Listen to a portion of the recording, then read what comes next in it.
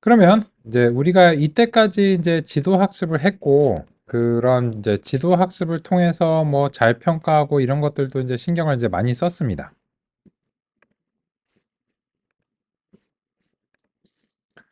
그런데 뭐 이제는 이제 그런 것들을 이제 수행할 때 있어서 결국은 데이터가 문제입니다. 근데 데이터에 어떤 문제와 기회가 있는지를 탐색하는 방법론들이 필요하고요. 그런 방법적 측면에서 비지도 학습이 도움이 될 수도 있다라고 하는 이제 그런 관점으로 이제 살펴보려고 합니다. 그래서 우리는 이제 3.4절하고 이제 3.5절이라고 하는 이제 두 가지 주제를 이번 이제 마지막 주제로서 이제 살펴보고자 하고요. 그래서 5장은 상당히 상세하게 살펴본 편이고, 4장도 주요한 내용들 살펴봤고, 그리고 넘겨서 이제 보시면 6장의 알고리즘 체인과 파이프라인이라고 하는 것은 우리 이제 그 파이프라인을 어떻게 활용하는가라고 하는 그런 측면에서 이제 봤기 때문에 이것도 이제 다뤘습니다. 따라서 이제 우리의 이제 원래 계획이었던 이제 이 책에서 제공하는 대부분의 가치를 살펴보면서 기계학습을 모르던 상태에서 기계학습엔 저런 것이고 대략적으로 어떤 방향성을 이제 탐구해 봐야 되겠다. 그런 것들을 이제 살펴봤다고 생각합니다. 그렇게 이제 공감이 되신다면 우리가 성공적으로 수행했다고 이제 생각이 들고요. 그러면 이제 요 3.4절하고 3.5절이 있는데 중요도를 반영해서 좀 말씀을 드릴게요. 그래서 3.5절의 군집이 좀 진정한 의미에서 비지도 학습에 가깝고 이 3.4절의 차원 축소 이런 것들은 보통 시각화용입니다. 이 시각화는 도움이 많이 돼요. 도움이 많이 되는데 근데 이제 비지도 학습 이런 느낌적인 느낌은 군집이 좀 훨씬 강한 편입니다. 그래서 먼저 237페이지 군집을 가서 얘가 이제 무엇이고 우리한테 이제 어떻게 도움이 될 수 있을 것인가 라고 하는 것을 보겠습니다. 군집인데요. 이거는 설명을 읽으시는 것보다는 그냥 보시는 게 훨씬 자명해요. 그래서 이제 우리는 거의 수정 없이 그런 코드가 이제 몇 개 안 되는데 239페이지에 54번 입력을 사실상 거의 그대로 받아쓰기 해서 반영해 보도록 하겠습니다.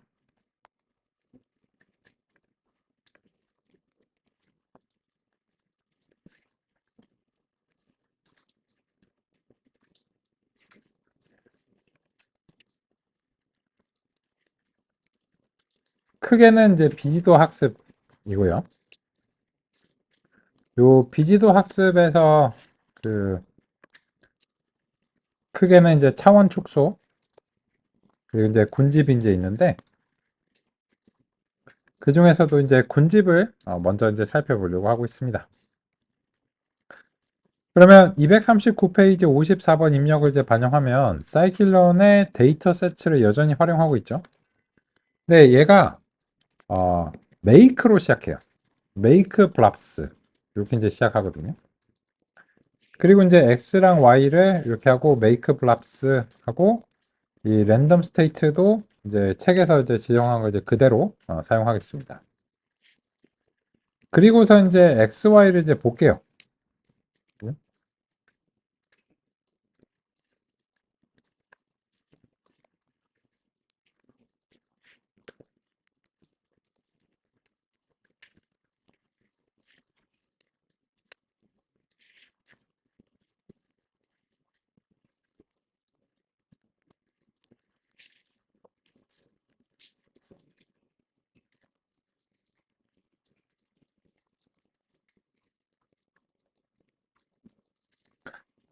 일단은 첫 번째로는 모든 건 이제 데이터로부터 이제 시작을 해야 됩니다.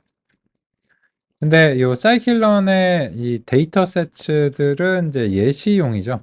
이 예시는 용도가 뭐냐면 이제 공부용이에요, 공부. 학습이라고 하는 용어를 사용하면 좀 헷갈리니까, 그러니까 사람 공부용입니다. 그죠? 근데 이제 그 로드로 시작하는 것들은 어떤 것들이냐면 얘네는 너무 규모가 작아서 이제 토이 데이터들이에요. 근데 토이이기는 한데 얘네는 실제 데이터입니다. 왜냐하면 로드로 시작하는 것들 우리 이제 생각해 보면 붓꽃 데이터 실제 데이터예요.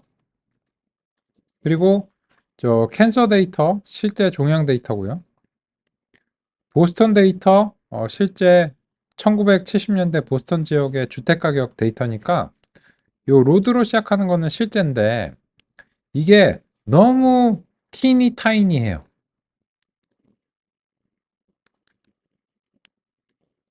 전혀 빅하고는 거리가 있는 그런 데이터죠. 근데 이제 우리는 다뤄보지 않았는데 패치로 시작하는 것이 있어요. 한번 이제 그 시간이 허락하면 요 군집할 때 아마 하면 될 것 같은데요. 요 패치로 시작하는 것들은 조금 규모가 있어요. 요 패치는 뭐냐면 예를 들어서 이제 그 강아지한테 뭐 이렇게 막 그 원반 같은 거 던져주고 가져와 하면은 그게 이제 패치거든요. 얘네는 조금 S의 규모가 있어서 이 라이브러리 자체 탑재는 못하고 요거를 이제 수행하면 이제 다운로드가 진행되는 경우가 있거든요. 이제 곧 보실 거예요. 요거는 살짝 규모가 이제 있는 것들입니다. 그래서 우리는 이때까지는 티니 타이니한 토이 데이터를 가지고서 이제 했고, 그리고 이제 세 번째 유형으로서는 이제 메이크가 있어요. 이거는 그냥 정말 인위적인 데이터셋이에요. 근데 이거는 이제 주로 뭐 때문에 하냐면 이거는 이제 개념 이해 때문에 시각화 용도 정도로 생각하시면 됩니다. 그래서 이제 지금 같은 경우에도 x를 보면 x가 100개 2차원이거든요. 그러면 이제 우리가 2차원 평면에 자연스럽게 그릴 수 있는 건 2차원까지잖아요. 그래서 이제 2차원 데이터가 이제 생성이 된 거예요. 그러면 한번 그려볼까요? 그래서 이제 요 y를 보면 0, 1, 2 세 가지 이제 유형이 있는데, 그러면 일단은 이제 스캐터를 통해서 요 2차원 데이터의 산점도를 한번 이제 그려보겠습니다.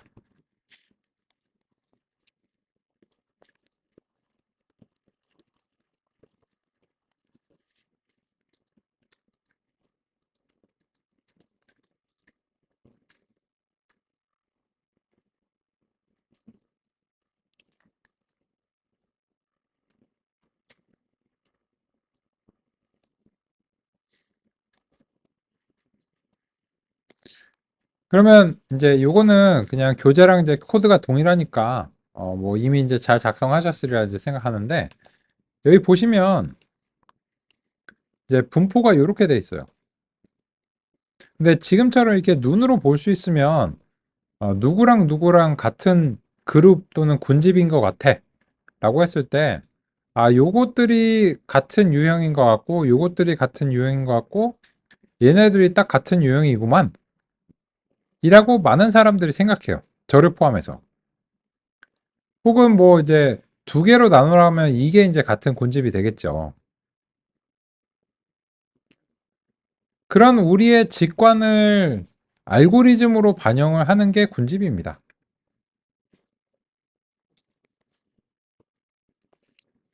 그러면 이제 이 보통 이런 것들은 비지도 학습이라고 하는 건 언제 적용하느냐라고 하면, 원래 지도 학습의 경우에는 이 X 데이터가 있고 그 각 데이터에 대한 정답으로서 타겟이 있어줘야 된다는 사실은 이제는 너무나 자명하게 받아들이죠. 그러면 이제 상대적으로 비지도 학습은 어떤 게 이제 어떻게 돼야 되냐면 데이터만 있는 거예요. 타겟이 없어요. 타겟이 뭐 모를 수도 있고 뭐 없을 수도 있고 하여튼 없어요. 알고리즘 자체에서 타겟을 이제 참조하지 않거든요. 그러니까 이런 거예요. 지금 요렇게 이제 그 데이터가 분포가 되어 있는데 요 100가지에 대해서 y가 없는 거예요. 요 타겟 값이 없다고 치는 거예요. 왜 없어? 여기 있구만. 그러니까 이거는 얘가 만들어줘서 그렇지. 우리가 요 x를 어딘가에서 수집한 원본의 데이터라고 그냥 가정을 하는 거예요. 그러다 보니까는 요 데이터에 대해서 타겟 값이 자연스럽게 생기지는 않거든요. 우리가 이제 인위적으로 이제 작업을 해줘야 되는 거죠. 그래서 이 y를 만들어주는 과정을 뭐라고 부르냐면 레이블링이라고 합니다. 근데 이 레이블링이 그 21세기의 디지털 인형 눈깔 붙이기라는 그 오명이 좀 있어요.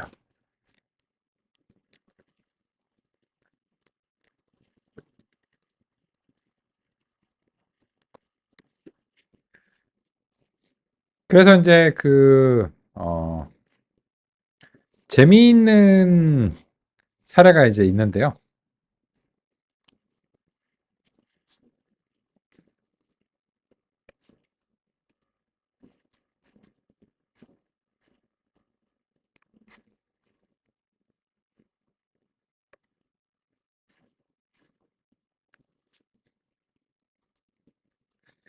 요 레이블링 자체가 그 사람이 수행을 해줘야 되는 경우가 되게 많거든요. 그러면 이게 그 이런 거예요. 예를 들어서 막 사진이 이렇게 이제 있는데 요 사진 이미지는 되게 많아. 막 S가 막 수백만 수천 장 막 이렇게 수백만 장 수천만 장 뭐 이렇게 돼요. 그러면 야 이거 그 많으니까 우리 딥러닝 할 수 있겠네 라고 생각할 수 있는데 여기에 대해서 타겟 값이 있으면 그렇게 할 수 있어요. 근데 예를 들어서 이미지가 뭐 수백만 수천만 장인데 이거를 남자 또는 여자 이런 식으로 이제 분리를 하는 그런 작업을 이제 시키고 싶었어요. 그런 학습을 시키고 싶었는데 이게 수백만 장 이상이 있는데 이 레이블링이 안 돼 있어요. 그럼 어떻게 해야 되냐? 해야 돼요. 이걸 먼저 해야 돼요. 근데 여기서 이제 황당하다고 생각하실 수 있어요. 야, 가만히 있어봐. 야, 이게 말이 되냐? 아니, 요거를 안 하려고, 머신러닝을 하는 거 아니야. 모델을 만들어 갖고, 이제 이게 남자인가 여자인가 이렇게 판별을 하려고, 그래서 이제 이 모형을 만드는 거잖아. 맞아요. 근데 이거를 우리가 하면 도대체 이게 뭐 이 모형을 만드는 게 무슨 의미가 있지? 라고 생각하실 수 있는데, 이런 거죠. 이 모형이 훈련이 되고 나서는 요 라벨링이 필요하지 않죠. 근데 이 모형이 충분한 수준의 성능이 되도록 만드는 그런 과정. 이 과정에서는 양질의 데이터가 반드시 필요합니다. 그런데 그런 데이터가 없으면 일단 그거부터 만들어야 돼요. 그래서 아까도 말씀하신 게, 야, 이거 누가 할 거야? 나보고 하라고? 아, 나는 안 해. 이런 거죠. 그래서 이 핀란드에서는 참신한 발상을 했네요. 이거를 사람이 하기는 해야 되겠고, 근데 이 단순한 인지 노동이에요.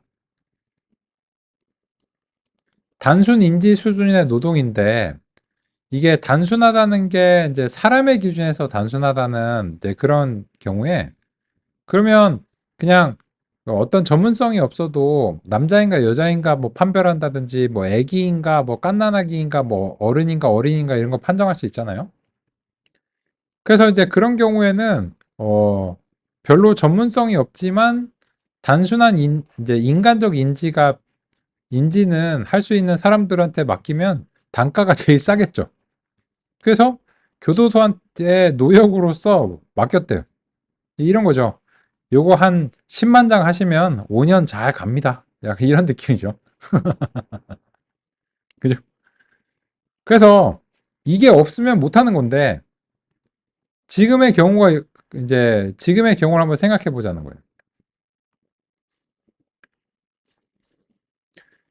예를 들어서 이제 지금 같은 데이터가 있는데 y 값이 없어요. 없다고 칠게요. 그러면 요 임의의 표본을 xi라고 이제 불렀을 때 여기에 대한 정답 레이블이 없거나 모르는 상황이에요. 그러면 이런 상황은 어떤 문제가 발생하냐면 만약에 이렇게 되면 지도 학습 불가능합니다. 그러면 지금 이제 소개해드리는 비지도 학습 알고리즘이 우리의 구원투수가 될 수 있을까요? 해보면 알겠죠. 그래서 이제 비지도 학습의 군집 알고리즘 한번 도입을 해보겠습니다. 사이클런의 클러스터에서 그 중에서 이제 여러 가지 알고리즘인데 뭐 K-means 뭐 있고 그다음에 뭐 병합 군집 뭐 이런 거 있고 뭐 DB 스캔 이런 식으로 알고리즘의 종류가 여러 가지가 있어요. 그냥 한꺼번에 그냥 쫙 나열할게요.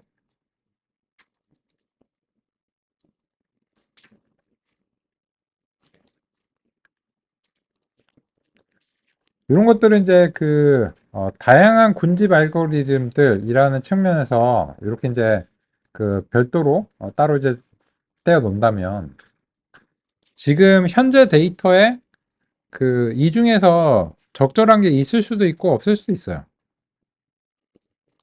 그러면 이제 한번 이제 해보겠습니다. 이제 데이터가 있고 우리는 이제 y가 없다고 간주하고 k-means를 먼저 써볼게요. k-means 이렇게 하고 몇 개의 군집을 찾아야 되는지 우리가 알려줘야 돼요. number of clusters 요걸 이제 제시를 해줘야 되고 요거는 지금 이제 우리가 보기에는 3개가 있어야 될 것 같아요. 그리고 나서 이제 바로 fit을 하겠습니다. 바로 이제 fit을 시키는데 이때 주의할 점이 뭐 주의할 점보다는 이제 주요한 차이점은 그냥 x밖에 못 들어가요. 이거 혹시 이제 오타의 그 여지를 방지하기 위해서 얘를 xs라고 좀 이제 표기를 부를게요. 대소문자 구분을 이제 안 하시는 경우에 좀 이제 문제가 생길 가능성이 있거든요. 오타로 인해서. 그래서 이제 x가 이제 여러 개가 있다라고 하는 측면에서 우리는 xs라는 표기를 사용하고 있죠. 그럼 이제 이렇게 하면 정답이 없어도 그냥 뭐 지가 뭐 지 나름대로 알아서 해요. 그러면 결과적으로 이제 이 K-means한테 predict를 이제 시키는 거예요. XS를. 그러면은 이제 저런 것들이 정말 이제 잘 됐을지 여부는 이렇게 컬러로서 이제 Y predict를 이제 해보겠습니다. 그 말이 무슨 말인가면 이제 군집 예측이죠. 군집 예측을 이제 수행을 했는데 우리가 3개를 찾으라고 하면 이 현재 알고리즘은 무조건 3개를 찾습니다.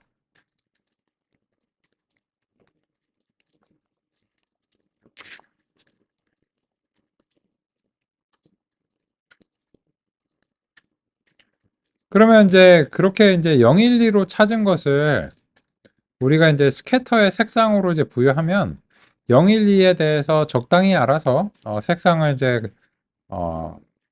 적용해 주는데 그 색상이 우리가 눈으로 보기에 구분할 만하면 그냥 써도 괜찮을 것 같아요. 같이 한번 보실까요?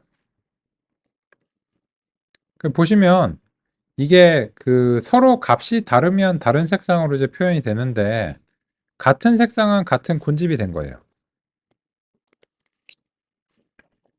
그럼 보시다시피 군집이 형성이 잘 됐죠. 그러면 갑자기 가슴이 벌렁벌렁 뛰는 그런 경우도 있습니다. 우리가 이때까지 지금 이제 레이블링이 안 돼가지고 요거를 이제 못 하고 있었는데 야, 이거 진작 얘기하지 그랬어. 요걸로 하면 되네. 아닙니다. 왜 아니야? 지금 됐잖아. 지금은 됐는데 어 요렇게 한번 해볼게요. 요거는 딱 요 알고리즘이 성공하기에 좋은 그런 분포로 일부러 만든 거예요. 시각적인 어떤 예시를 한 건데 그러면 이제 질문은 이거죠. 이제 핵심의 질문. 군집으로 지도 학습용 라벨, 즉 정답을 생성할 수 있나? 간단한 대답. 아니요.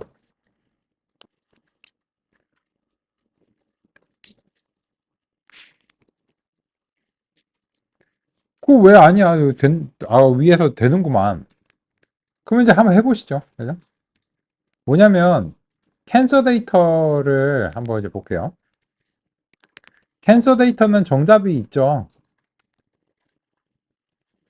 그래서 이제 요 캔서 타겟에 대해서 그 도수 분포를 이제 이 진짜 정답을 이제 보겠습니다.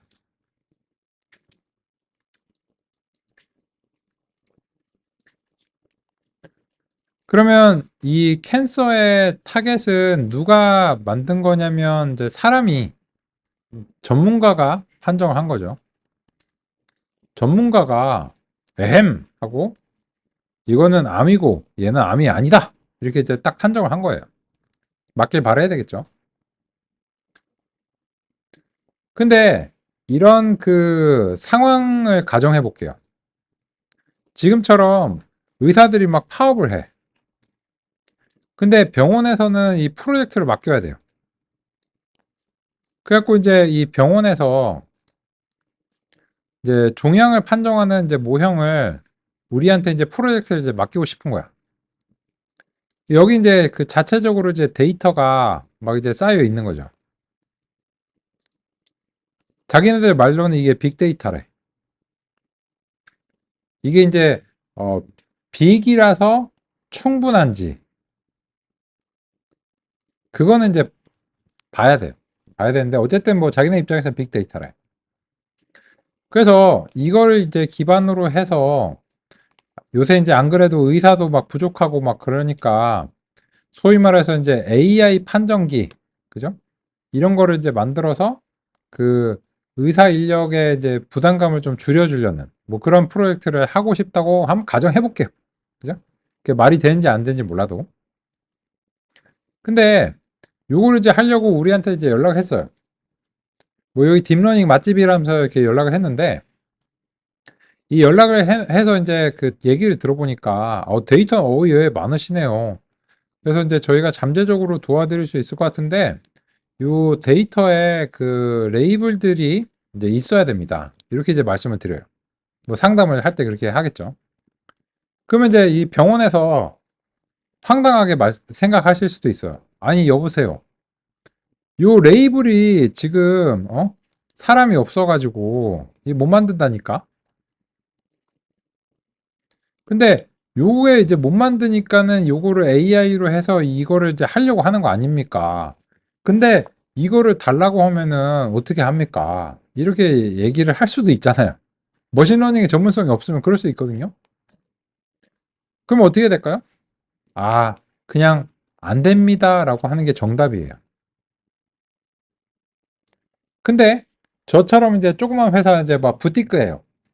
그래갖고 이제 CTO가 저 분명히 안 된다고 했는데 영업 대표가 요거 받아온 거야. 야, 이거 안 받으면 우리 죽어. 막 이렇게 해가지고 우리 막 도산이야. 뭐 이렇게 해서 이제 프로젝트 억지로 막 따온 거야. 야, 내가 뭐 듣기로는 뭐 요 비지도 학습 뭐 이렇게 해가지고 뭐 이렇게 어떻게 된다며. 해봐. 이거 못하면 우리 죽어. 만약에 그런 상황이면 될까요? 한번 해보죠. 해보면 알지. 그러면 이런 거죠. 하도 이제 영업대표가 난리 치니까 보여주는 수밖에 없죠. 야, 봐라. 요 K민즈 뭐 이렇게 그 군집 알고리즘 이렇게 해갖고 클러스터의 개수는 알려져 있죠. 결국 이제 암이냐 아니냐라고 하는 이제 둘 중에 하나의 상황이 이제 알려져 있으니까 여기서 이제 그 K민즈 클러스터 이제 2로 해가지고 캔서 데이터로 이제 학습을 이제 시키고 거기에 대해서 이제 군집 예측을 이제 하는 상황을 이제 가정을 해보겠습니다. 그런데 여기서도 이제 그 비지도 학습과 지도 학습의 차이점이 있는데요. 여기서 이거 개념 이해를 하려고 훈련 시험 데이터 분리를 안 한 거지? 그지? 아닙니다. 비지도 학습에서는 훈련 시험 데이터 분리가 필요하지 않습니다. 왜냐?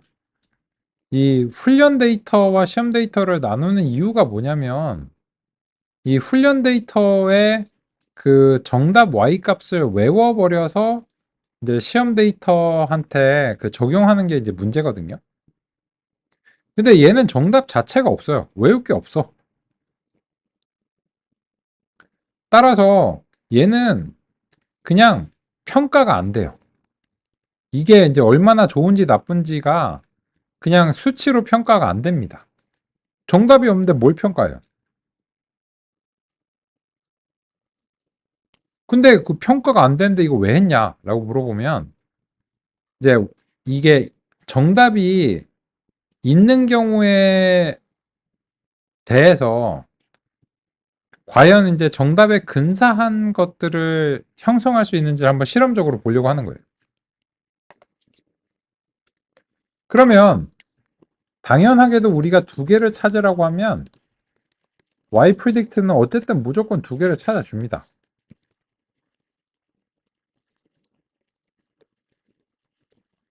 그게 잘 형성이 됐든 뭐 안 됐든지가 어쨌든 무조건 두 개는 찾아줘요. 근데 이제 관건이 뭐냐면 그렇게 찾은 군집이 정답에 얼마만큼 일치하는지를 어떻게 알 거냐는 거예요.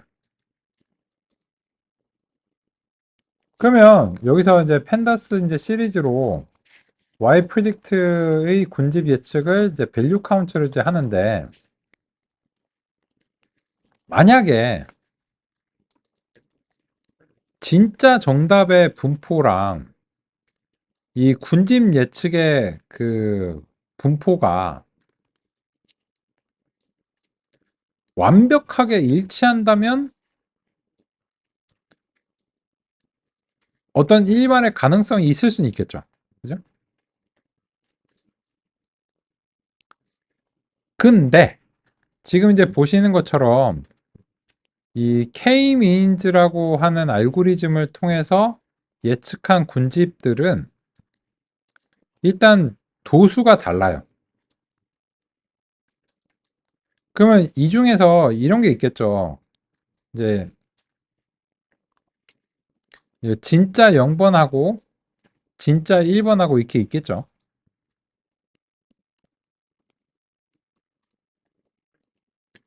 근데 이 중에서 군집이 그 진짜 0번에 얼마만큼의 비율하고 진짜 1번에 얼마만큼의 비율하고 같은지를 평가하는 방법이 없어요.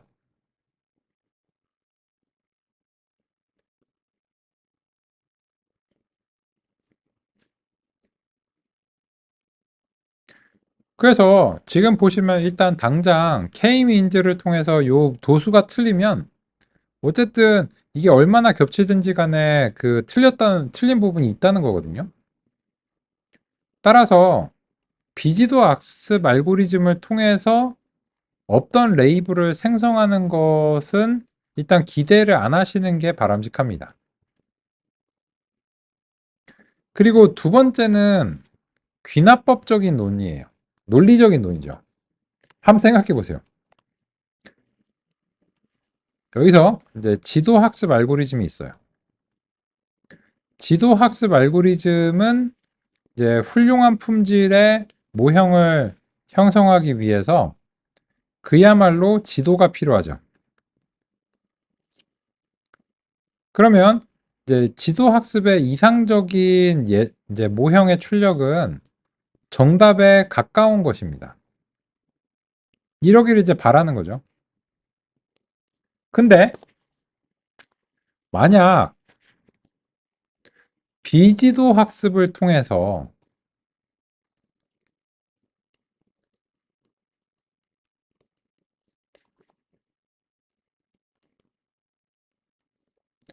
정답을 모르는 상황에서 이 비지도 학습으로 레이블링을 할 수 있다? 그러면 어떤 논리적인 모순에 빠지냐면 이런 거예요. 만약에 비지도 학습이 정답을 진짜로 생성할 수 있으면 지도 학습을 뭐하러 해요? 그냥 비지도 학습을 바로 쓰면 되죠. 그잖아요. 그래서 이거는 이제 모순이거든요. 왜냐면 지도 학습용으로 사용하기 위해서는 정답을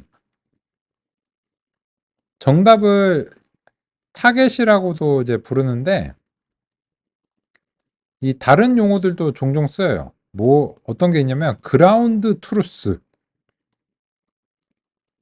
아니면은 어떤 경우에는 골드라고도 불러요. 근데 이런 용어들이 시사하는 바가 무엇이냐면 그라운드 트루스 정답은 거의 이제 진리급이어야 된다는 희망사항을 포함하고 있거든요. 근데 종종 아닌 경우가 많아요. 그래서 그라운드 트루스 요거는 이제 희망사항인데 근데 만약에 비지도 학습이 진정한 정답을 재현해낼 수 있다면 지도 학습을 제끼면 되잖아요. 뭐하러 여기서 이제 밑에 깔아주냐는 거죠. 그냥 네가 바로 해. 이렇게 하면 될 거 아니에요. 따라서 비지도 학습이 정답을 없이도 이게 된다는 것은 그냥 지도 학습을 완전히 우회할 수 있다는 이제 거니까 지도 학습의 레이블링을 할 필요도 없는 거예요. 따라서 이게 안 된다는 게 아니고 만약에 이 과정이 된다면 굳이 지도 학습의 레이블이 될 필요도 없다는 거죠. 야, 근데 이상하다. 이거 좀 많이 쓰이지 않나? 예를 들어서 그 스마트폰의 사진 앱 같은 거 보면 이렇게 인물별로 이렇게 이제 그 대강 이게 모아주던데 그럼 이거 군집 아니야? 오, 맞아요. 근데 이거 꽤 잘 되던데? 잘 돼요. 그러면 네 말이 틀렸지. 얘 정답을 잘 할 수 있더구만. 근데 이거는 조건부 확률적인 게 좀 들어가요. 뭐냐면 이게 그 일단은 완벽하지 않아요. 완벽하지 않아서 이 사진 앱들에서 종종 물어봐요. 요 A라고 하는 사진의 인물하고 B라고 하는 사진의 인물하고 같은 인물인가요? 이렇게 물어보거든요. 그러면 우리가 거기에 대해서 예, 아니오를 이렇게 알려줘요. 그러면 요게 뭐 하는 거냐면 요게 레이블링 하는 거예요. 그러면 이제 이거를 통해서 얘가 이제 그러면 사람이 요거 이제 현재 내가 형성된 군집이 이렇게 있는데 사람이 이걸 대강 쓱 보고는 요게 같은 인물들이야 하면 이제 의식적으로든 무의식적으로든 레이블링을 해버리는 거예요.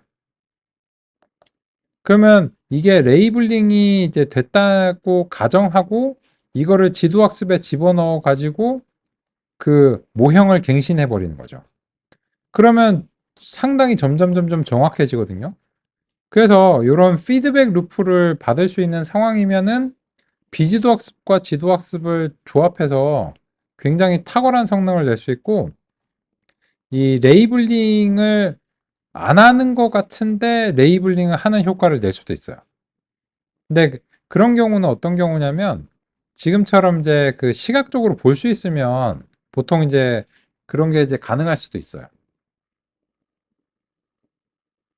근데 지금의 이제 군집의 경우에는 이걸 눈으로 볼 수가 없으니까 이게 뭐 완전히 헛소리를 했는지 아니면 일부는 맞는지 알 수가 없거든요.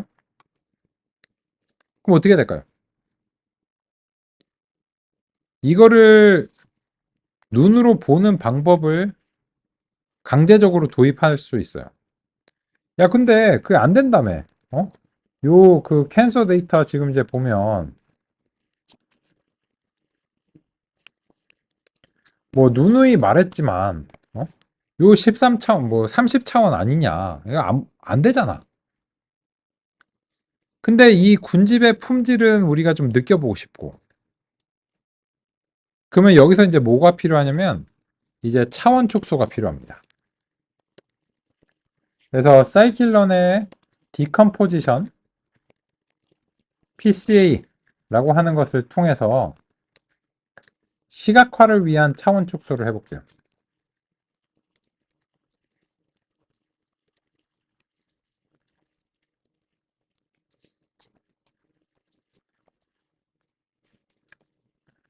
그러면 요 PCA 객체를 형성하겠습니다. 요 n 컴포넌트 2로 하면 요 2가 이제 목표 차원이에요.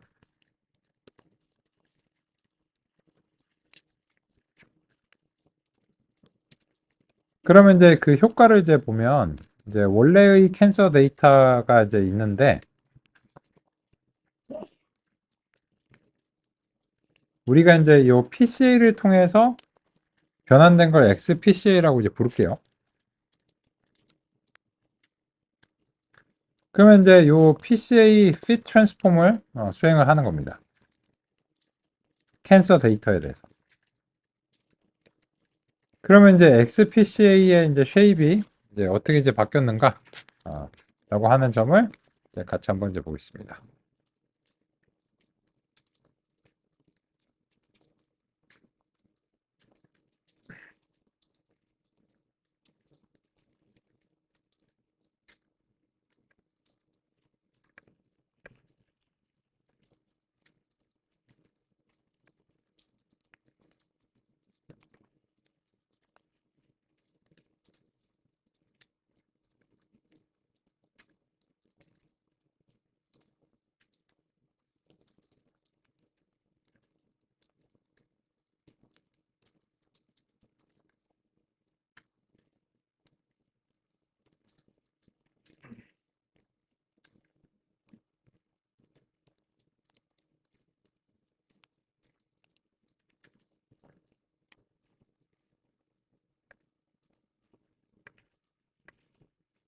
같이 한번 볼까요?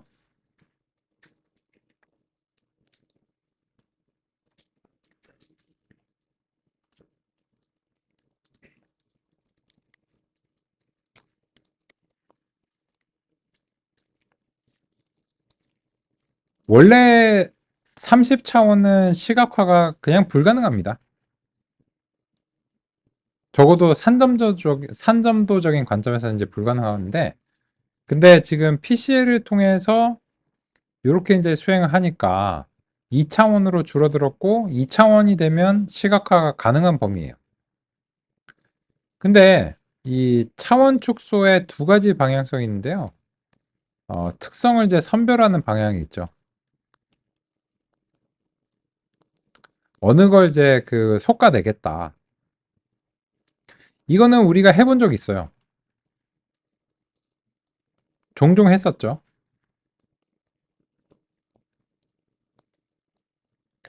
아이리스에서도 이게 그 시각화가 4차원만 돼도 사실상 불가능하기 때문에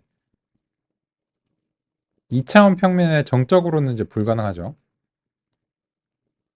그래서 X1이랑 X3을 임의적으로 이제 선별한 거예요. 꽃받침 회사나 꽃잎 회사나 이런 식으로요. 그러면 이런 경우에도 어쨌든 차원 축소라고 봐야 돼요. 왜냐하면 4차원이 2차원으로 줄어들었으니까요.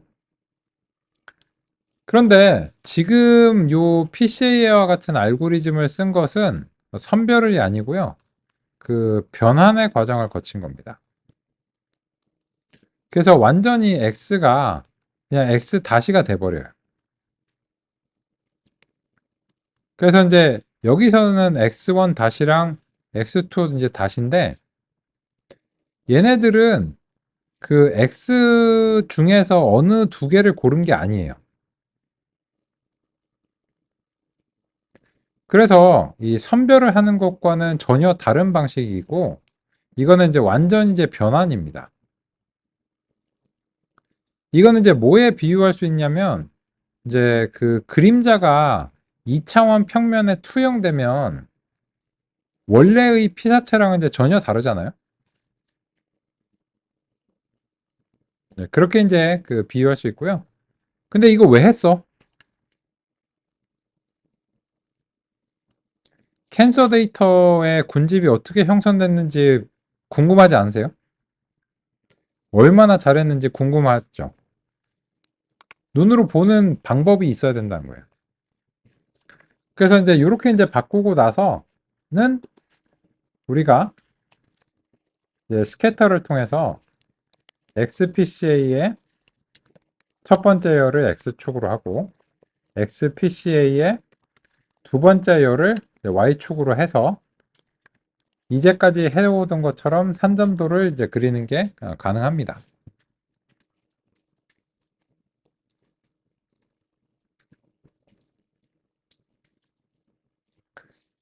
그런데 이제 여기에 대해서 이제 진짜 정답의 컬러는 저 캔서의 이제 타겟 값이에요. 이제 요 유형까지 들어가 줘야지 현재 그림이 의미가 있는가라고 하는 점에 이제 평가가 가능하겠죠. 그럼 이제 보시면 이제 약간 요렇네요. 여기가 이제 그 종양들이고 종양이 아닌 것들은 좀 분포가 이제 넓은 편이죠. 근데 그래서 이렇게 해보니까 이제는 30차원이라서 시각적으로 보는 것이 불가능할 것 같은 그런 데이터를 눈으로 보는 게 가능합니다. 근데 한 가지 더 있어요. 이 PCA라고 하는 알고리즘이 분산을 기준으로 합니다. 분산을 중요하게 생각해요. 그래서 이런 알고리즘들 같은 경우에는 스탠다드 스케일링이 상당히 중요합니다. 그래서 PCA 알고리즘에 대한 이해가 있다면 얘는 이제 전처리 과정에서 스탠다드 스케일러 같은 것을 적용해 주는 게 바람직하다는 것을 이제 공감할 수 있어요. 그러면 요 스케일러를 이제 스탠다드 스케일러를 이제 설정을 하고 그 결과를 PCA한테 넘겨야 되잖아요. 근데 요게 중간 과정에 들어오니까 좀 귀찮죠. 뭐가 도움이 될까요? 파이프라인이 도움이 될 것 같죠. 그래서 이제 메이크 파이프라인을 이제 설정하겠습니다. 그러면 아까와 마찬가지로 요 스케일러하고 PCA를 적용하는 파이프를 만들죠. 그래서 이제 make 파이프라인에서 첫 번째는 스케일러를 통과하고 두 번째는 PCA를 통과해라. 이렇게 하면 이제는 PCA 대신에 그냥 파이프를 모형이다 생각하고 적용하면 됩니다. 이때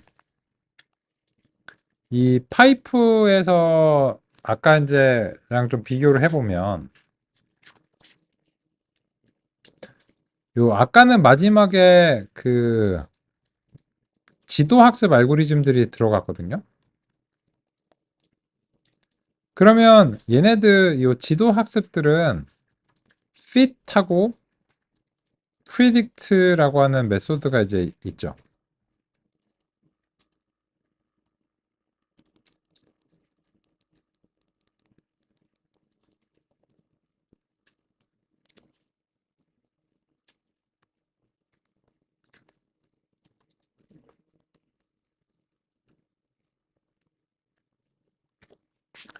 그런데 요 타입 객체는 마지막 객체가 꼭 지도 학습이 아니어도 되도록 되어 있어서 마지막이 비지도여도 됩니다. 그러면 비지도면 이제 요 fit하고 transform도 있을 수 있어요. 물론 predict도 있을 수 있고요. 그래서 이제 비지도의 경우에는 이런 이제 변환 자체를 수행하는 게 목표인 경우도 있기 때문에, 그래서 파이프에서는 요 마지막 객체에 대해서 그냥 네가 하고 싶은 걸 해, 이런 식이고, 요 중간의 것들은 트랜스폼이 되는 것을 가정합니다.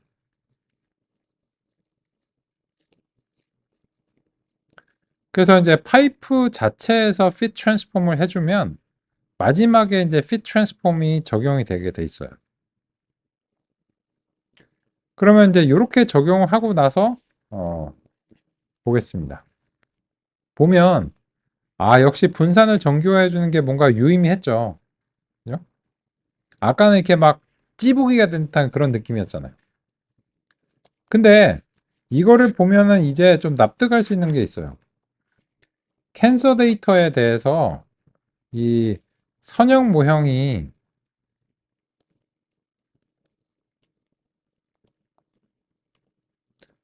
95점 이상의 성능을 이제 발휘했었거든요. 근데 이게 눈으로 볼 길이 없었기 때문에 그냥 뭐 그 30차원의 초평면에서 얘가 이제 알아서 했겠거니라고 이제 생각하는데, 지금처럼 이제 시각화를 해놓고 보면 이게 상당히 예상한 대로 경향성이 강하네. 만약에 이런 식으로 되어 있다면 여기가 이제 결정 경계고, 다음과 같은 방식으로 예측을 수행하면 상당히 잘 하겠다. 그런 걸 이제 직관적으로 느낄 수 있어요. 근데 그러면 이제 총동원해서 이거는 이제 정답이고, 우리는 위에서 이 군집을 통해서 수행된 이제 이 군집 예측이 실제 정답에 얼마나 일치하는지가 이제 궁금한 상황이거든요. 그래서 이제 그 군집 위에서 수행한 군집 예측을 같이 이제 찍어 볼게요. 그러면 이제 그걸 이제 수행하려면 위에 있는 스캐터를 이제 대체로 반복하는데, 컬러라든지 이제 스타일의 변화를 좀 주려고 해요. 컬러는 잘 보이게 빨간색으로 하고, 마커는 꼬표로 할까요?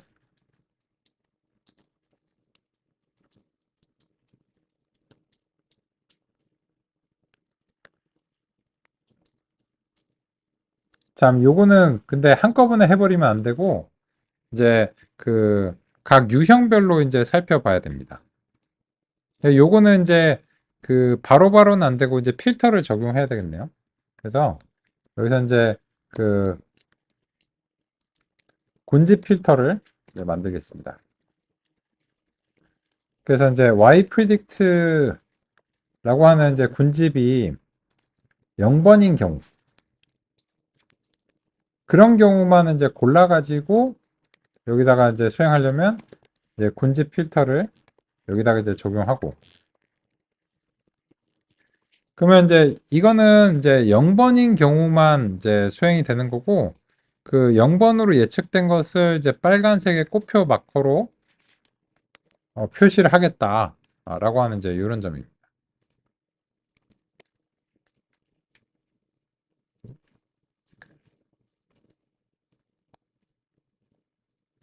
그러면 이제 어느 한쪽의 군집을 알면 다른 쪽은 이제 자연히 알 수 있잖아요. 그러면 이제 이 상태로 우리 이제 논의의 마지막을 이제 보겠습니다. 보시면 이 0번으로 표기한 것들이 지금 요 종양에 대해서 군집들이 꽤 잘 형성이 됐어요. 그래서 그 요쪽도 이제 다 맞았고요. 근데 틀린 것도 있어요. 여기 보시면 얘네들은 이제 군집 예측이 군집하고 그 실제 레이블하고 다른 경우입니다. 따라서 요런 것들은 틀린 거예요. 얘네들은 이제 맞춘 거고요. 그래서 이 군집이 아예 쓸모없는 건 전혀 아니고 상당수 이 분포에 따라 다르지만 현재와 같은 분포에서는 상당수 맞췄지만 이거 자체를 참고는 할 수 있어도 이거를 레이블로 사용하기에는 어렵다라고 하는 사실을 알 수 있어요. 이게 이제 얼마나 많이 틀렸는지 이런 것들을 조절하는 게 불가능하니까요. 그렇습니다. 이제 요거 같은 경우 이제 틀렸고요. 하지만 나쁘진 않았다라고 하는 점이고요. 그런 점들을 그냥은 알 수 없고 지금처럼 이제 차원 축소를 한다든지 해서 시각화도 하고 이런 여러 가지 이제 다양한 방향성을 통해서 형성할 수 있습니다. 그러면 이제 마지막 예시로서 이 보스턴 데이터에 대해서 우리가 생각해 보면 보스턴 데이터는 대체적으로 유형이 없어요. 그런데 우리가 상식적으로 생각해 보건데 이 Y가 가격이잖아요. 그러면 보통은 이제 그 상중하가 있어요.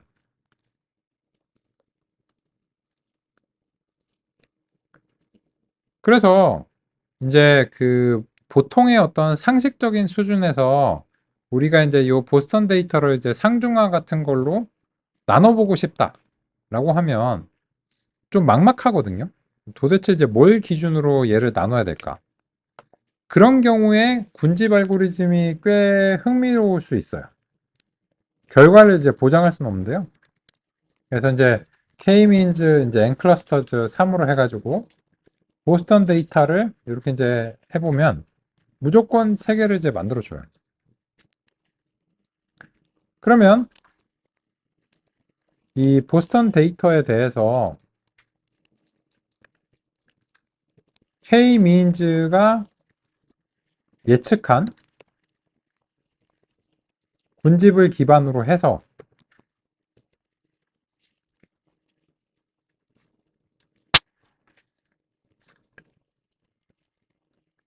전반적으로 도대체 이제 어떤 다른 점이 있길래 이제 서로 다른 그룹으로 이제 했을까라고 하는 것을 이제 살펴보는 거예요.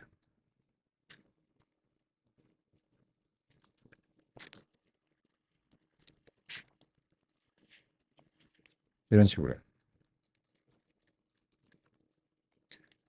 그러면 이제 첫 번째 그룹에 대해서 이제 통계적인 이제 수치를 이제 보면서 또 이제 다른 그룹들과 이제 수치도 살펴보면서 뭔가 특이한 점이 없는가 이런 것들을 이제 보는 거죠.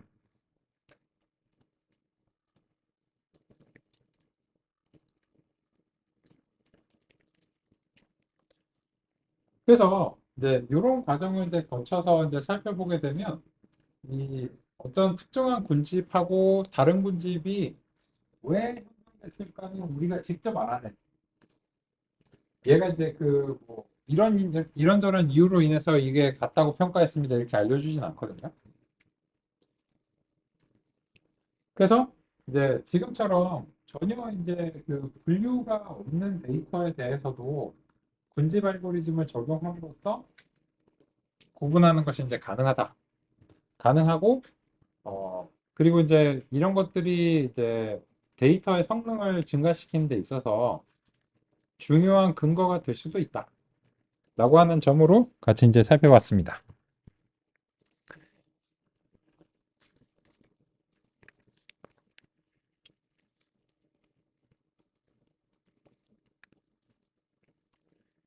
AI를 달성하는 주요한 방법론으로서 머신러닝이고요. 그거의 특수한 형태가 딥러닝입니다.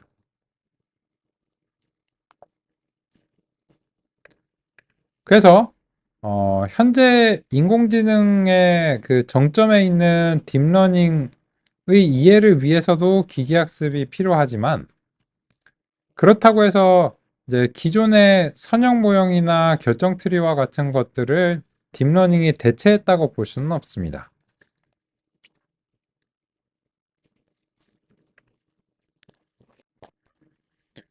그래서 우리는 이제 기계학습의 대략적인 발전사적인 관점을 이제 쫓아가면서 기계학습이 이제 무엇인가를 이제 살펴봤고요. 우리는 이제 1940년대 KNN 이런 것들이 이제 요때 이제 만들어졌고 선형 모형이 만들어지던 1950년대와 1970년대 자세하게 살펴봤고요. 그리고 이제 80년대와 90년대에서는 주요하게는 결정 트리 알아봤고 그리고서 이제 알고리즘만으로 되는 건 아니고 결국은 정보가 데이터에 있어야 됩니다. 그리고 그러한 정보를 그 통조림 따개처럼 뽕 따게 만들어주는 것이 알고리즘이지 없던 정보를 알고리즘으로서 획득하는 건 이제 불가능합니다.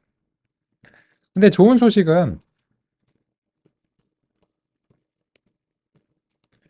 우리가 살고 있는 지금 현재 2020년대는 인터넷과 스마트폰에 힘입어서 데이터가 많아진 그런 어떤 시대를 살고 있기 때문에 유독 이제 데이터를 기반으로 힘을 발휘하는 기계 학습이 잘 될 수 있는 그런 환경 속에 이제 살고 있고요. 그런 이유로 인해서 2020년대 이제 현재 시점에서 이런 것들을 좀 더 이제 지능적인 소프트웨어를 만드는 근거로서